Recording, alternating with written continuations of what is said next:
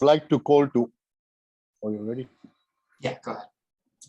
I would like to call to order Airway Heights Planning Commissioners meeting March 9th, 2022 at 6 p.m. I would like to do a roll call. Commissioner Cal, present. Commissioner Mark, Present. Commissioner Angelina, Commissioner Hank. He is logged in, but it looks like his audio has not. The connected audio is yet. not working, okay? Yeah, So so we he's might wanna present. Circle around. And Commissioner Stephanie, She is here. Her audio is muted. oh, okay. Let's see if I can ask to mute. So we have a quorum and I think we're gonna absent Angelina tonight. So anybody call a motion to excuse her tonight?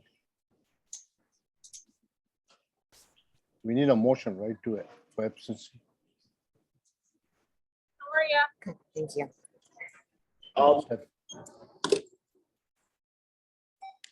What year I'll make the motion 1984. to excuse Commissioner Campobasso. Who wants, somebody second that for me? Stephanie? I'll second. All in favor? Aye. I didn't hear anybody else.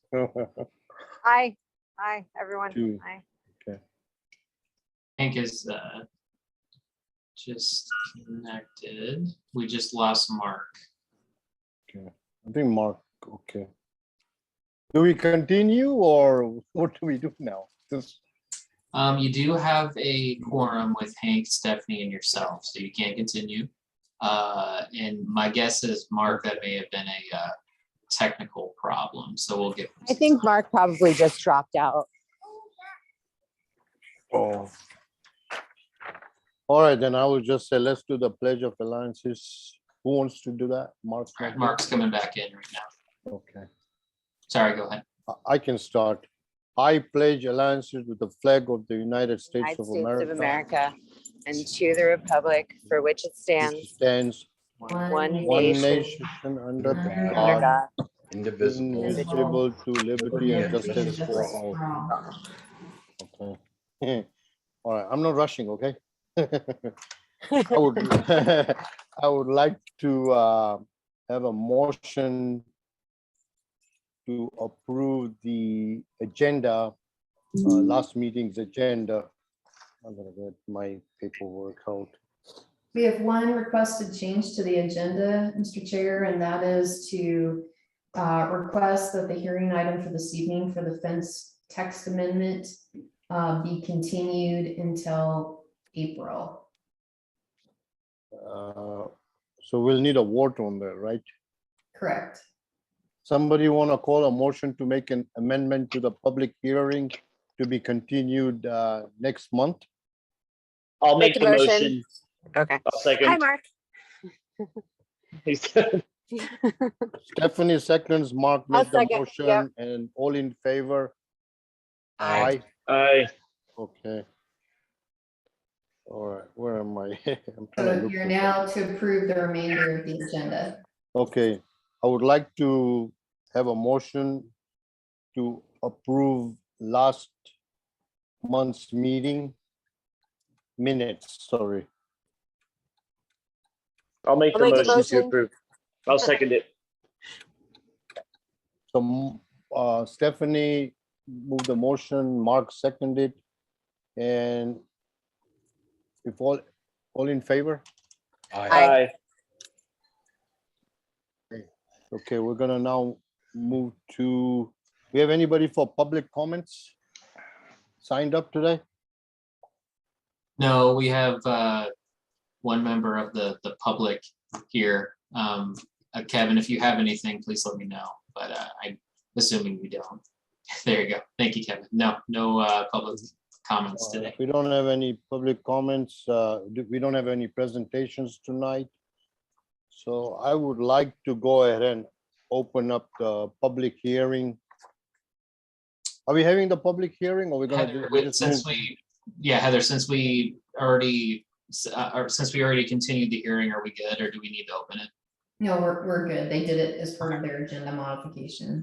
Perfect, thank you. Okay, so we're gonna move the hearing for electric fence ordinance to the next meeting, Yeah. continuation, right? Mhm. Okay. I'd like to go to the action items and hand it over to staff for a selection of the city branding RFQ committee representative. Thank you, Chair. So this is a really simple and easy action item, however you guys want to decide. So I discussed that we have an RFP, which is a request for proposal for rebranding for the city. So essentially it covers a new city website, a new city logo, new city branded forms, fonts, stuff like that, just a facelift for the city. An RFP is essentially a request for proposal where we send our requests out to multiple different vendors to try and identify a good vendor that could come in and help the city out with this process. So that went out 2 days ago, sorry. And we've gotten a couple of responses, seeing some interest. So it's open till the 18th. On the 18th, we will close that period. And then the next week we will spend time reviewing. Sorry, that's killing me here.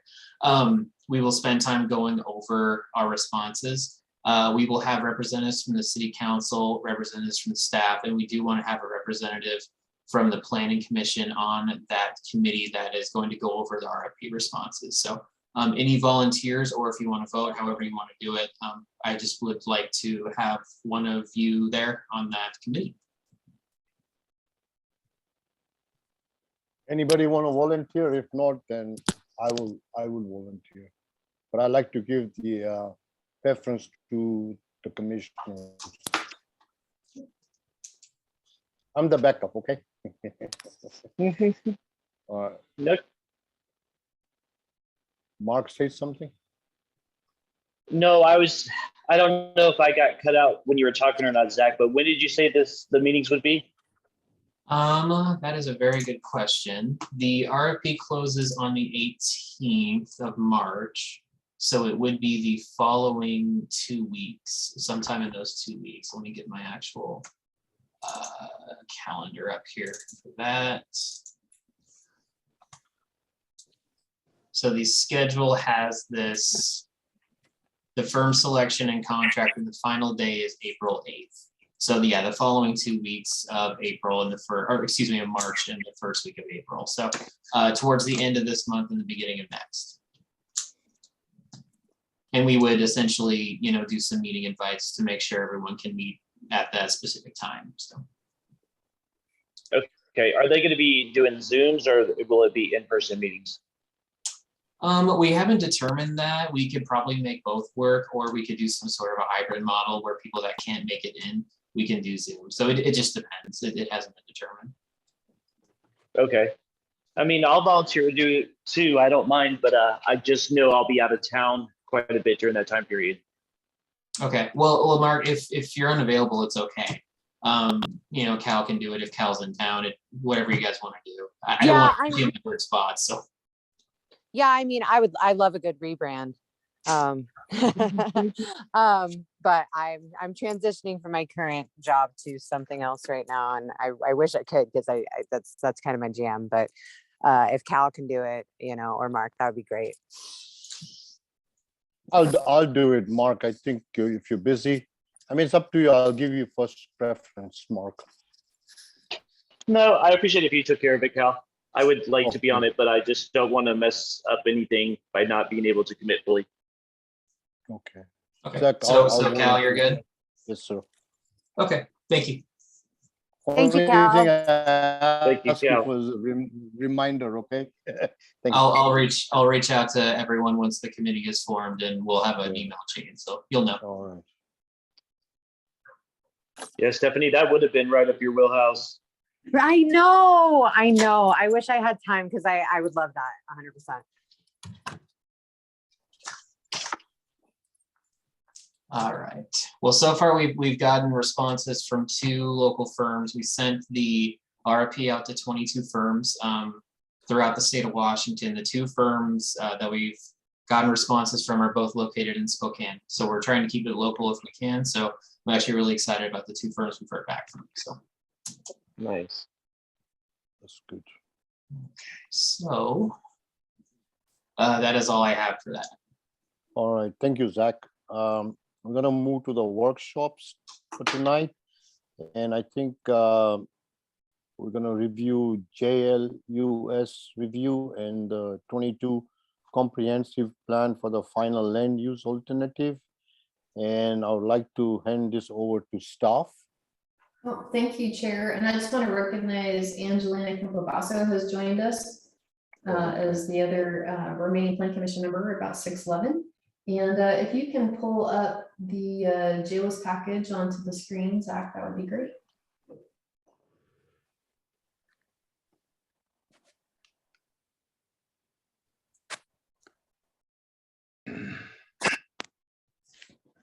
Well, this is intended as a little bit of a recap for the Planning Commission. If you can recall, there were several questions back in 2021 about the joint land use study for Airway Heights, Fairchild Air Force Base, Spokane County, and City of Spokane, and the impact that that potentially would have on the development standards. We actually talked about this last spring alongside of the consideration of the downtown plan and subsequently the update to our commercial zoning.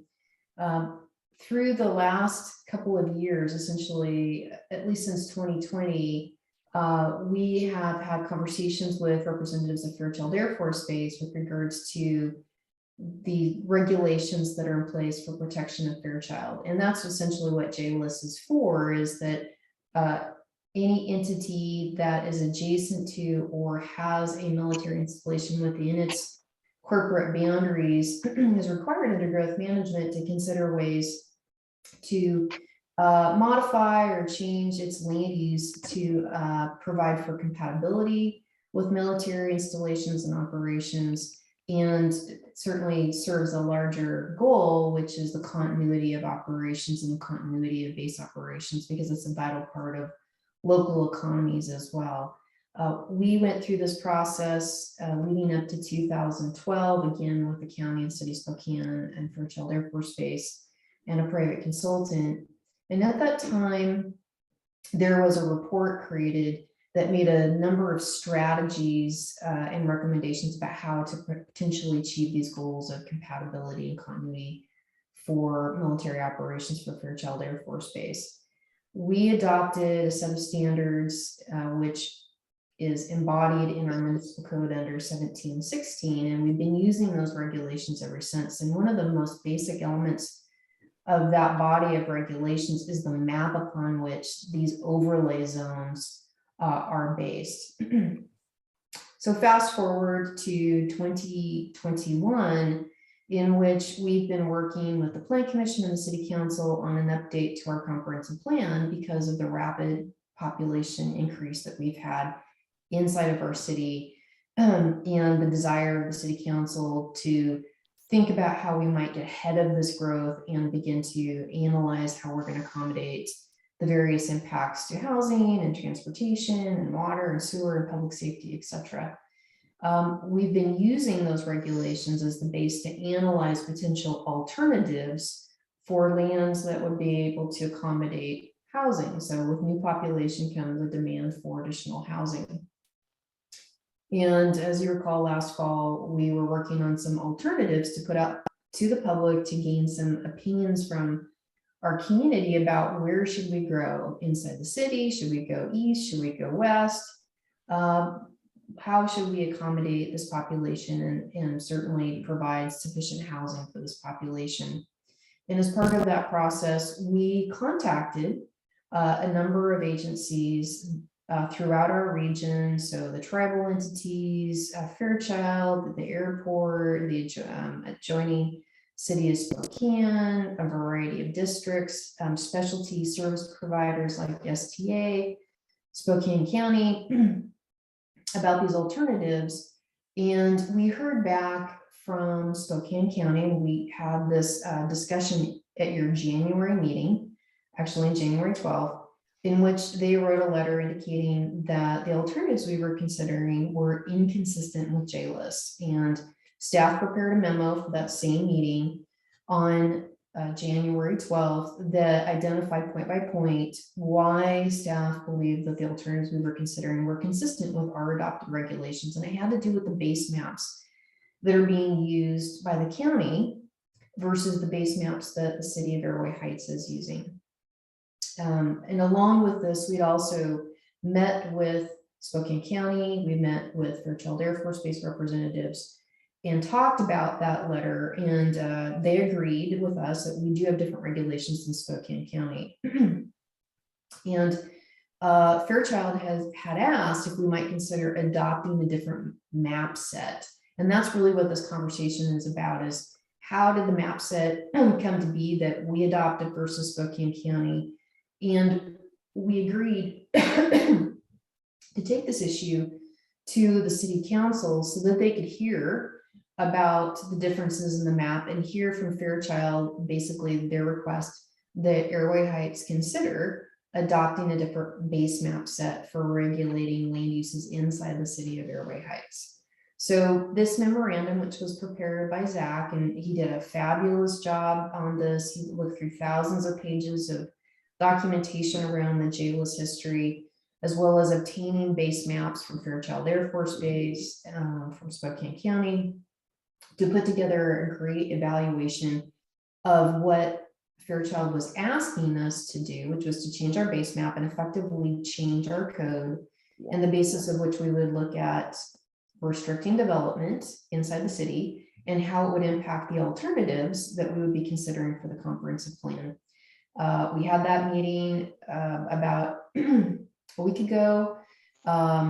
Fairchild Air Force Base attended, Spokane County representatives attended, Department of Commerce representatives attended, and we had the city council as well as our legal counsel, Stanley Schwartz, who was actually present and participated in many of those early discussions about JLIS, the Joint Use Land Use Plan, and actually defended us on a subsequent lawsuit related to that code brought by the city of Spokane and Spokane National Airport that occurred after 2012.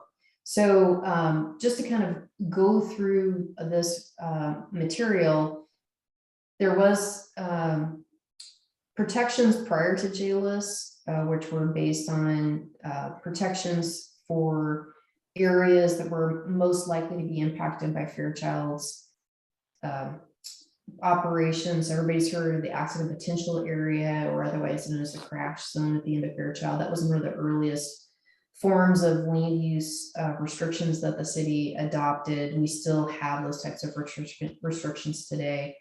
Again, mentioning that there was the development of the report and then eventually the regulations. Can you move a little bit up, Zach, in the letter here?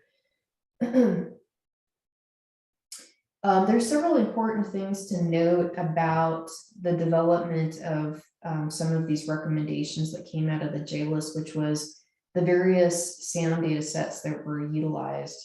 And one of the most important is that they were looking at some sound data from 2009, as well as some recommendations from the Department of Defense that came along with military impact areas. So MIA stands for military impact areas. And military impact areas 1, 2, 3, and 4 are different areas that cover, in the largest extent, essentially almost all of Spokane County, down to probably the most important to note was military impact 3 and military impact 4, which were or surrounding to some extent the city of Airway Heights. And there were different regulations with regards to each of these types of military impact areas. So what the outcome of all of this process and recommendation was that the committee that was working on JLIS had recommended consolidating 2 of these designations, which was military impact 3 and military impact 4, One of them essentially just really had sound mitigation requirements versus the other one had land use restrictions. And when they consolidated them, which is the map that Zach just provided to you, it extended land use restrictions in an area that was only intended originally to have mitigation for sound attenuation to buildings. And it made the combined area of 3 and 4, if you can go back to 3 and 4, Zach,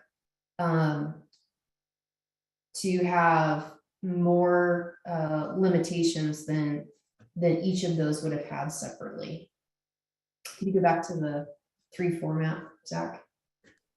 So Spokane County and the city of Spokane adopted this map, and there were some geopolitical modifications made to it. So the original sound contours, for example, extended into Spokane, and that tail got cut off because the rationale, as I understand from reading the materials, was it was going over a developed portion of Spokane, and so there was a little benefit to having a restriction there.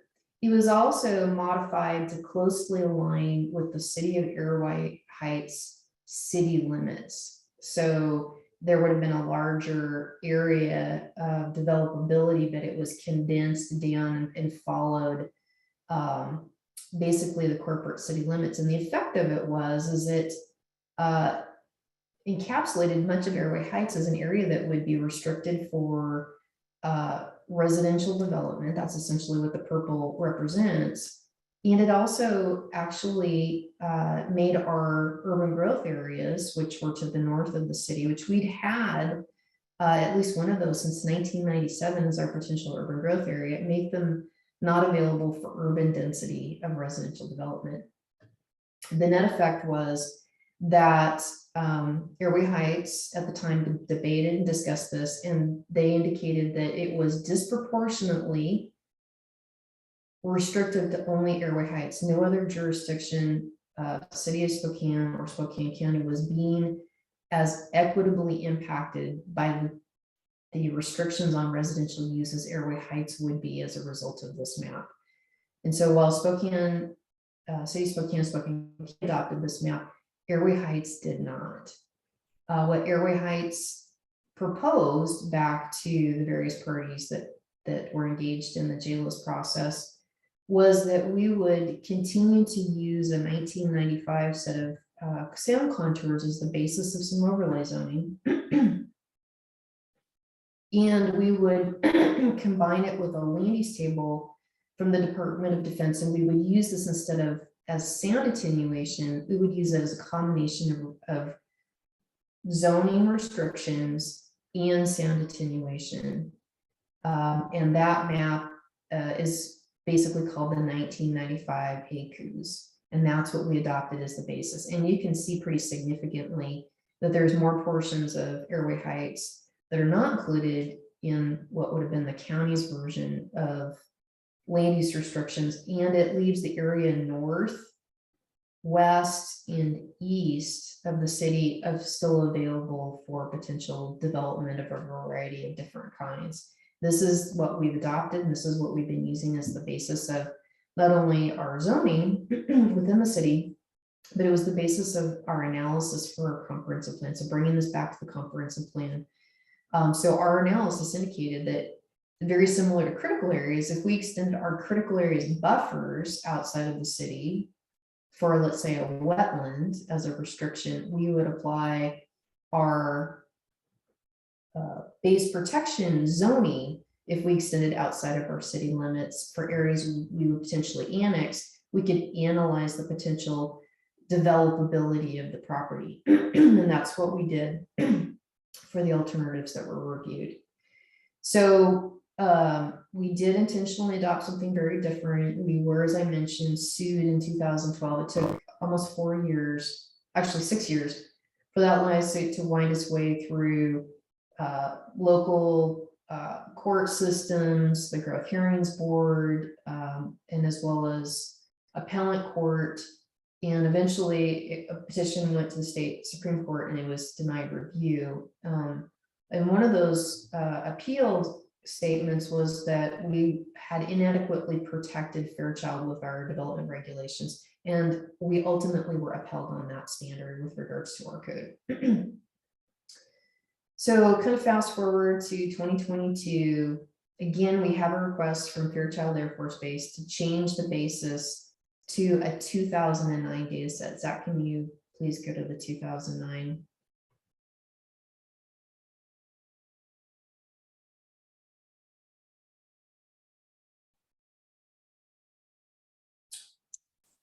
The 2009 is similar to the 95, but it would increase the amount of area on the west side of the city that would potentially be restricted for residential development, while lessening to some extent property outside of the city in Spokane County on the east side might be more available for residential development. And there were some nominal changes through our downtown area, but the vast majority of Airway Heights, which is south of US 2, would remain as an area that could not be developed for residential uses, because both the 2009 and the 1995 data is very similar. And so in this paper that was presented to the council, we went through the various options that the council could. So we could either stay with the 95 data, and one that has actually been upheld and found in compliance through a variety of appeal processes.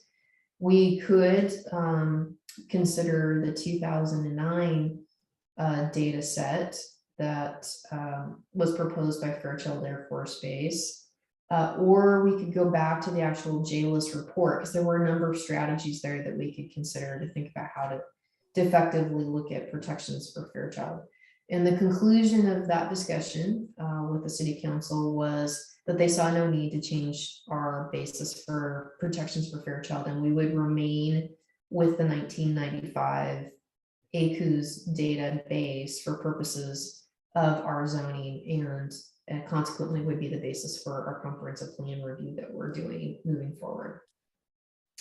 So that's a very quick summary for a lot of documents here, but we just wanted to swing back to you about this request because it did come through the Plan Commission, identify, the discussion as well as some of the questions that were posed as part of that process, and then the council's thoughts on this. And so I'll just pause there and see if there's any questions from the chair of the commission. When you say military influence area, what does that mean? I mean, what does that say? What's the significance of that? Zach, you want to answer the question? So a military influence area, so that, like Heather touched on, so there's 4 of them and they're essentially predefined. So don't get upset if I get this incorrect, but essentially MIA 1 is the entire county, MIA 2 is a 5-mile buffer from the runway, and then MIA 3, and if I'm zooming too quick over here, making you sick, I sincerely apologize, is depicted here in the JLIS document, which is the basis for those 2009 sound contours, and then MIA 4 is a more restricted version of that. So they're essentially overlays that were developed either using basic like 5-mile buffers or specific data like the 2009 JLIS sound contours, and then they each have a selected right here. These are the strategies that are recommended in each different overlay zone. Okay. So this came out of the JLIS document. A lot of this made its way into our code, but the actual overlays for the MIA 3-4, which is a combination of both 3 and 4, which is this guy here, which is based on the sound contours, but also with some altered and some geopolitical boundary stuff going on there. This was adopted by the city of Spokane and Spokane County, but again, not to go over what Heather just went over, but for all those reasons, the city of Airway Heights did not adopt it. And this is why we always have a question when the Air Force representatives on the meeting, is because of the conflict of the 1995 and the 2006 not matching, right? Is that correct? I would characterize it as not a conflict. It's that they prefer, because they themselves use the 2009 for kind of how they look at potential land uses and the sound patterns. But yes, and you're spot on. This is something that has come up with every project that we've had. And we bring back the same information to Fairchild, which is we did not adopt and we are not subject to the 2009. We have adopted a different set. We have an adopted code that we're utilizing for purposes of protection for Fairchild. Okay, thank you. Any commissioner open? Please. Anybody want to ask a question? I'm okay, thank you. It's kind of complicated, to be honest with you, okay?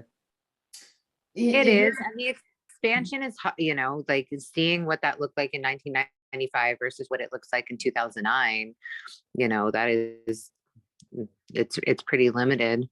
Well, let me point one more thing out that I should have said, but it's in the report. The reason why the 95 data was utilized is because it represented sound contours based on one of the loudest airplanes, which was the B-52 bomber. And that was intentional on the part of Airway Heights in this discussion, because while there were planes that have a mission at Fairchild that are not emitting as much sound, the goal of the regulations and why we use the 95, which is based on the B-52, is so that it would provide the most protection for Fairchild because they have the biggest footprint based on the amount of noise that particular aircraft produced. So it's not really based on what's flying there. The intent of the regulation in using the 95 was to create a wider footprint of overlay zone to protect the base. Okay. And Well, I guess my question would be, I mean, okay, so in 1995, Fairchild had a few B-52s. As far as I know, my husband was in as currently as 2017. You know, we're not operating B-52s from Fairchild, you know, but we have increased our fleet of KC-135s. And so I guess for me, the volume has increased because they have more planes, but it's also not as impactful, you know, plane to plane, a B-52 is louder than a KC-135. correct. And that was the goal, was since land use Okay. planning takes decades, the goal is to provide long-term predictability for property owners for the development and investment in their land. And so by using a contour that was going to be based on a louder engine, the thought was it would provide more protection to Fairchild, and at the same time, you know, in some instances, it's going to be more restrictive to development in Airway Heights. So you're absolutely right. There are different planes, there's more of those different planes, but the point was not which plane was actually flying, it was to create a footprint for protection that was based on a loud machine. So it Gotcha. would cover more area. Yeah, gotcha. Okay. It's hard to say cover more area because when you look at the two maps, they're very similar, but that was the goal, was to provide more protection in the long run, regardless of what planes were there at the base. Okay. I don't have any questions. If anybody else has any questions for Heather? No questions on oversized, Heather? Okay, well, that would just conclude the overview of JLIS, and thank you very much for your time. Thank you, Heather, for your time and review. We're gonna move to the 2022 comprehensive plan final land use alternative. Thank you. This is just again coming back to the Plan Commission on the land use alternatives for the comp plan. So there were 3 alternatives that were developed by the Plan Commission and City Council. They went out to public review in January and February. Last month, the Plan Commission discussed, actually January and February meetings, the Plan Commission discussed those alternatives and the public comments that were received and recommended to the City Council a preferred alternative. That preferred alternative was presented to the city council, and the city council adopted it with one change. Can you go to the map, Zach?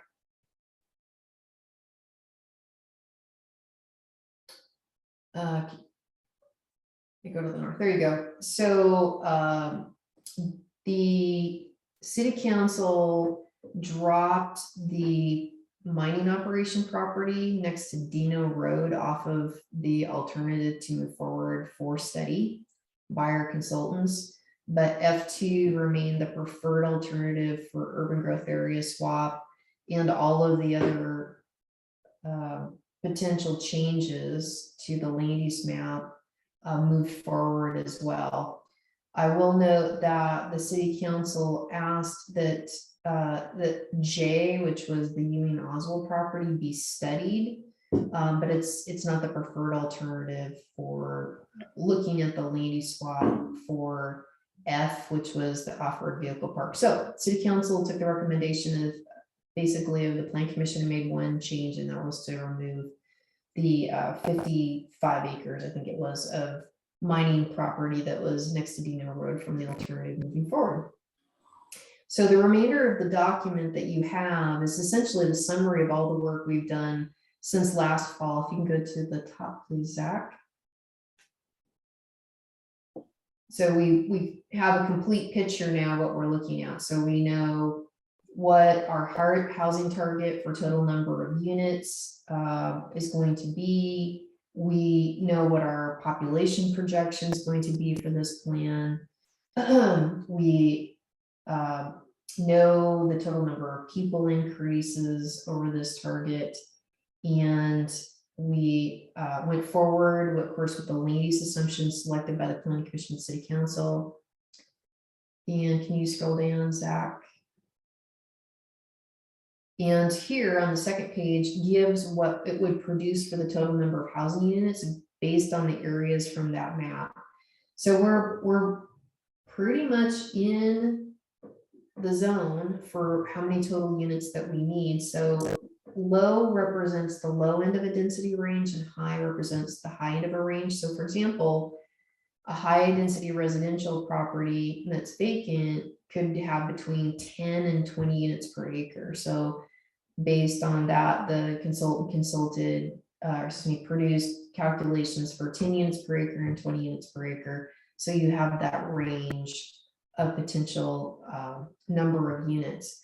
And one of the reasons why it's so important that this is pretty close to what our housing projection is to remember that there's no guarantee that all of these properties will be developed at all within our planning period. And number two is they may not be developed to the high end. So it's sometimes based on our development standards can be very difficult to get to 20 units per net acre for development. But let me just give you an example.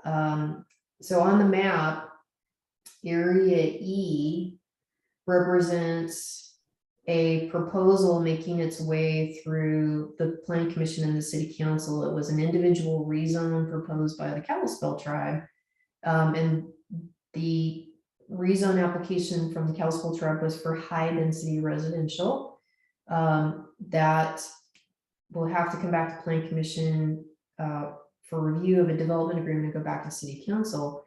Just as an example, if that 28 acres were not approved for up to 20 units per acre, it would affect the table that you saw, and we would have less units as a result. So every time some property doesn't get developed to the potential, we lose those housing units. So it's not a certain thing that we're going to get as many as we need at the end of the day. Another example is, of course, the C area on here, which our downtown plan proposed to rezone to high density residential.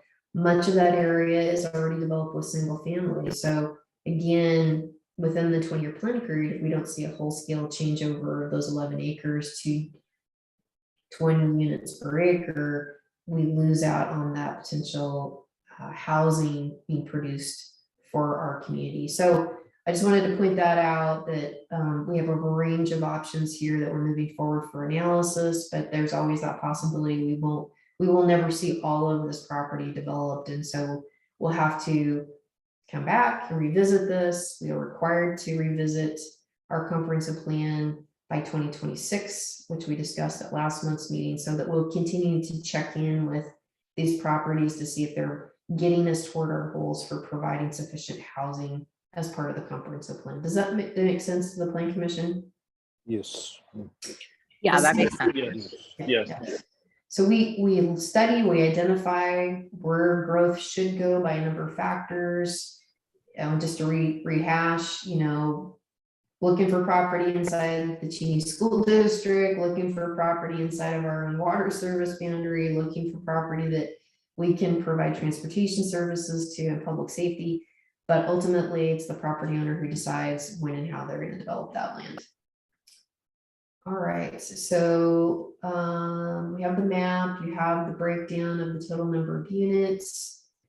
Any questions on where we are with regards to the preferred alternative for study at this point? Anybody? No. Okay, so where we're going next is that we're meeting with the consultants on our project, including for capital facilities, utilities, transportation, land use, and we're beginning to put together a demand list. So in other words, what demands will be on our roadway system, our water, sewer, water reclamation, our parks, and other systems within the city, so that we can update those chapters and we can identify what gaps that we would have based on that demand on a 6-year and a 20-year schedule. So we're required at a minimum to look at 6-year capital needs, improvements in our roadway and our water and sewer, public safety systems. And we're also going to do a 20-year, which will be, more conceptual of what the demands will be and how we're going to need to improve our services, such as public safety, or how we're going to need to invest in capital in order to maintain level of service. So investing in roads, sidewalks, bike lanes, water system, etc. So from here on will be a lot of study with regards to what those impacts are, and our professional consultants telling us what we're going to need to do, and also making recommendations about, for the 6-year term, what it's going to cost and how we might be able to afford to pay for it. And one of the basic elements of growth management is that if we cannot afford, or we cannot get to maintaining level of service, or making sure that there's going to be concurrency with systems when that development comes on, we have to come back to our land use chapter and we have to adjust the assumptions here, because we can't continue to plan if we can't serve as well. So those are some of the next steps. One of the other areas that we're now beginning to work with the consultant on, and that will probably come back in April, and we're going to talk more about housing. So remember, in December, we did an overview on housing options. So we looked at that missingmiddle.com websites. We looked at, stacked duplexes and fourplexes and triplexes and courtyard apartments and townhomes, mixed use, what they look like. There were some of those examples in our public survey, so people could see locally what that might look like. We're going to come back with some housing chapter recommendations about how we might develop some policy and strategy to include more types of housing in our comprehensive plan. And one of the big ideas that we're going to be suggesting to the Plan Commission is that instead of having low density and medium density, we would have one category, and it would allow up to 10 units per acre. And that would go over most of the new areas that you see on the map here, but it would also apply to the existing city. And there are a variety of ways that properties would be able to begin to help develop to that density. Obviously, the townhomes and row houses, accessory dwelling units would be another option, duplexes and so forth. So just giving you a heads up, we're looking at how we can incorporate some of that material from our earlier workshop into some suggestions for our comprehensive plan housing chapter.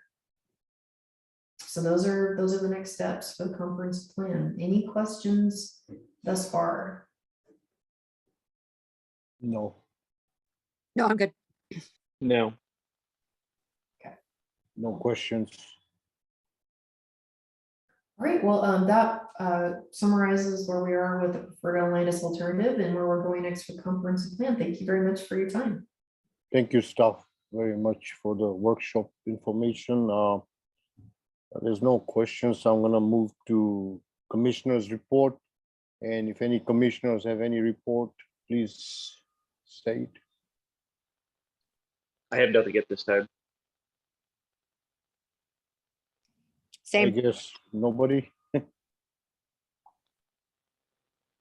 Oh, we need to correct that absence for Angelina. In the beginning, we voted for absence. She's present. There's no commissioners' reports. I'll hand it over to staff for staff reports. Zach, you want to go first? Yeah, sure. This is weird not hearing Hank talk. It's He's kinda quiet odd. today. Yeah, I noticed that too earlier. I thought it was his Wait, audio Hank's not here? working. Yeah, Hank has been here the entire time. He's Oh, hi, Hank. okay. I think he's having problem with his audio there. No, not at all. Sorry, I'm not trying to put you on the spot there. Um, That's okay, Zach. I'll get you. I know. I'm just going to go over a couple of things really briefly. We're working on our Arts Commission, have for a while. We've received a couple applicants, but we're going to extend the application window through the end of March. So if anybody knows any professional artists in town or anything like that who may be interested, please let us know so we can reach out. We've been developing some lists of potential applicants, so we're really working on getting that Arts Commission up and going. Current planning, I was talking to Heather about this earlier. I think we have 4 or 5 open subdivision applications right now. So a lot of land being subdivided within Airway Heights for potential development. It is that time of the year where things start picking up again. It's the beginning of the development season. So we are seeing a lot of new projects coming in and getting moving. So we're excited about that. And just, yeah, we're continuing with the comp plan work as Heather just described. So that's keeping us busy as well. So that's really all I have. So Heather, if you had anything. Yeah, just real quickly, we are moving forward with attempting to secure water rights down in the Spokane Aquifer. It's actually known as the Spokane Valley Rathdrum Aquifer. So for those New York Plan Commission members, just a little walk down memory lane. The city discovered that our water system, our wells here on the West Plains were contaminated with PFOA and PFASA about 2018. And the city immediately moved to using an airtight of the city of Spokane for purposes of potable water. So our water is actually coming from the city of Spokane. So it's clean and it's safe. The Department of Defense studied this issue and what the best alternative was to remedy the contamination of the city's potable water supply. It's my understanding that the Department of Defense came back with a recommendation that they should use a filtration system. Airway Heights has reviewed the matter themselves, as well as hiring consultants, and arrived at a different conclusion, which was the best alternative was to have a new water source in a different aquifer and be able to provide directly through the city of Airway Heights potable water to our citizens and to our businesses. Part of the reasons, and I think that we've talked about this last fall a little bit, was the expense of maintaining those filtration systems and their difficulty in being highly functional during cold winter months. So we have gone down kind of the first steps of securing water in a new aquifer, and that is we've applied to the Department of Ecology for new water rights in that basin, and we're offering to give up our water rights here in the West Plains aquifer. So on a one-to-one exchange, we would get new water rights down in the Spokane Valley Rathdrum aquifer, and we would give up permanently those water rights here. So we did issue an environmental review document, and we're waiting for comments from agencies and affected parties. In addition to that, the city has been working very diligently to secure the funding that would be needed for that well. I think the latest estimate was it was probably about $22 million in order to get a new well dug and then build all of the infrastructure from that location next to the, essentially it'd be within the river side state park all the way back up to the city and hook into the system. And so in 2021, I believe the state legislature earmarked about $17 million. And then the city also recently looked at a low or no interest loan for another small portion of the funding. So it's coming together with regards to getting the funding for a new water system, so which is great news, not only for our citizens to potentially have water again from the city, but it also would help us in the future as we look at, for example, the comprehensive plan and development that will continue to come to this area for purposes of planning and providing adequate potable water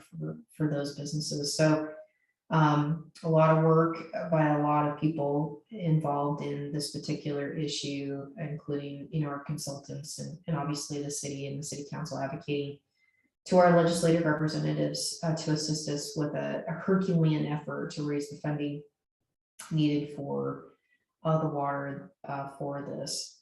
Let's see, I think that's probably the big news. I think we talked about the concurrency ordinance last month that was passed. So that's being a good steward of the water that we are receiving from Spokane, and that we're making sure to track how much water is being used, because we are only getting a certain amount, a limited amount of water from Spokane. Make sure that there's enough water for development that's coming through the pipeline literally as we move forward. And you should be seeing some projects this year. So one of them is another segment of the bicycle pedestrian path along US 2. I think I mentioned that we received $134,000 from the Spokane Regional Transportation Council this year, and so we'll be able to get that built. So it's one of the last remaining gaps in the pedestrian and bicycle network along US 2 that needs to be filled in, and we'll be able to do that. And we've been working on right-of-way acquisition for that project. And we're continuing to work on the Spokane Transit Authority $2 million grant that we applied for and received to finish 6th Avenue.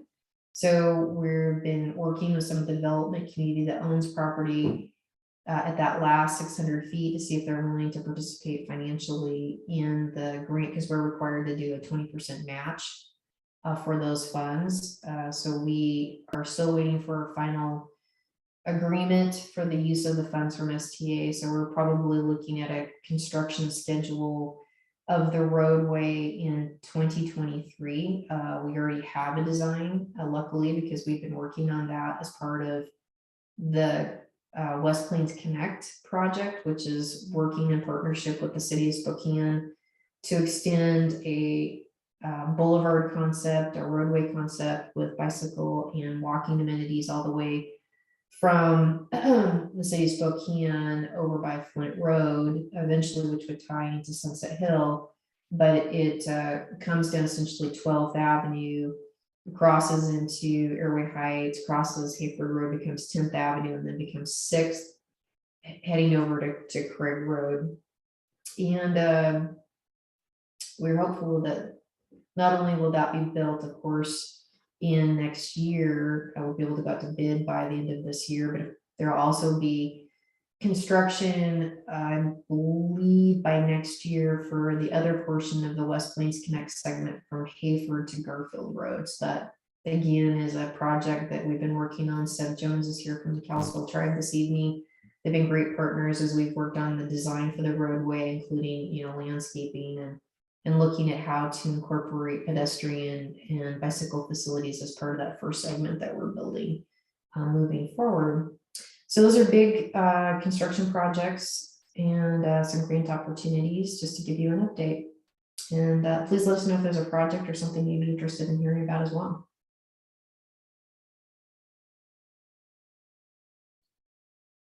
Anybody? I guess no, everybody's out of steam today. Thank you, staff, very much. Thank you, everybody, Heather. for coming tonight.